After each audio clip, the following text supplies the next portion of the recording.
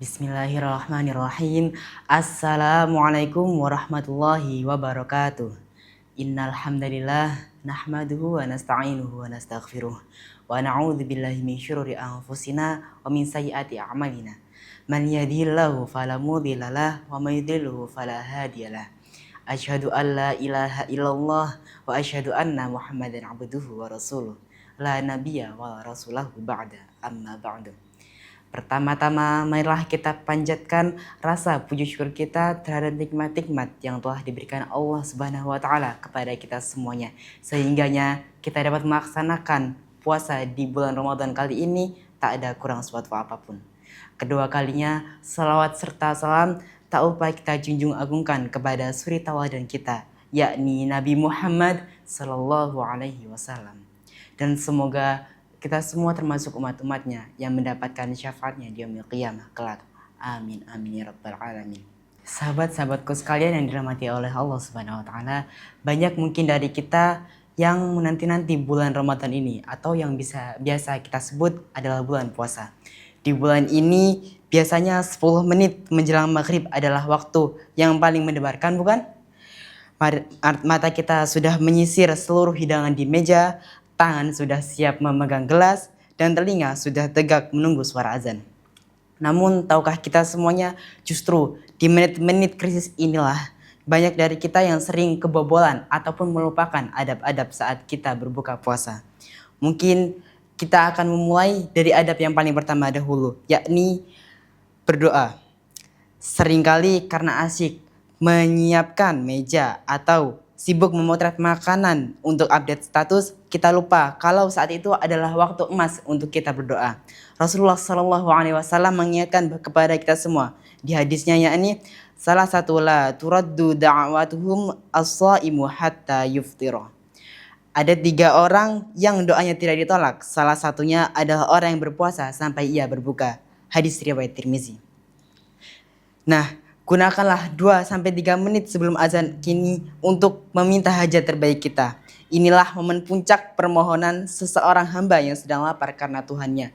Karena di momen-momen seperti inilah kita dapat memanjatkan doa-doa kita terhadap Allah Subhanahu wa Ta'ala, dan semoga insya Allah akan mengabulkan doa-doa kita.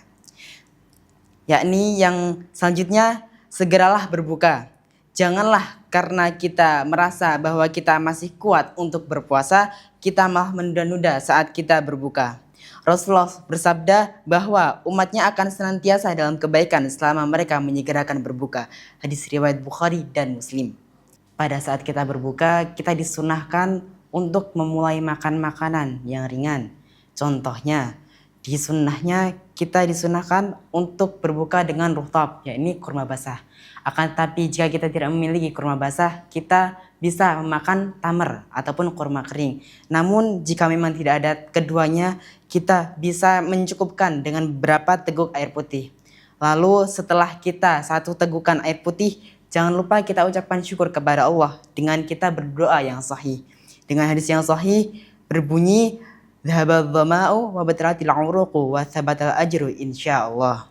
Yang artinya telah hilang rasa haus, telah basah urat-urat, dan tetaplah pahala insyaallah. Jadi marilah kita mengamalkan doa ini, karena sesungguhnya doa ini adalah doa yang sahih setelah kita melakukan berbuka. Adab selanjutnya yakni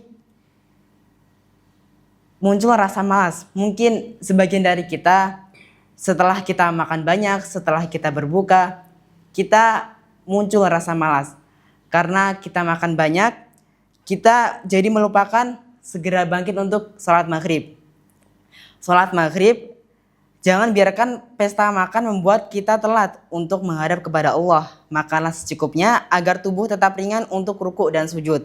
Perlu kita ingat bahwa tujuan kita berbuka adalah agar punya energi untuk beribadah kembali, bukan untuk tidur karena kekenyangan. Jadi janganlah sampai kita pesta makan hingga kita malas untuk sholat. Poin yang terakhir yakni menghargai nikmat. Bagaimana jika makanan di meja kita tidak sesuai selera? Nah, perlu kita ketahui bahwa ada adab untuk tidak mencela makanan. Ingatlah bahwa ada hadis Rasulullah Sallallahu Alaihi Wasallam yang berbunyi, ma'aban Nabiyyu Sallallahu Alaihi Wasallam ta'aman qattun inishtahahu akalahu wa inkariha tarakahu. Yang berarti Nabi Shallallahu Alaihi Wasallam tidak pernah mencela makanan sedikit pun. Jika beliau menyukainya, beliau memakannya, dan jika beliau tidak menyukainya, beliau meninggalkannya. Hadis riwayat Bukhari dan Muslim. Dalam hadis ini menunjukkan bahwa meskipun makanan tersebut tidak sesuai selera Rasulullah, Nabi memilih untuk diam atau tidak memakannya tanpa harus mengeluarkan kata-kata yang menyakiti hati orang yang memasak. Inilah bentuk tertinggi dari menghargai nikmat Allah Subhanahu wa taala kepada kita semuanya.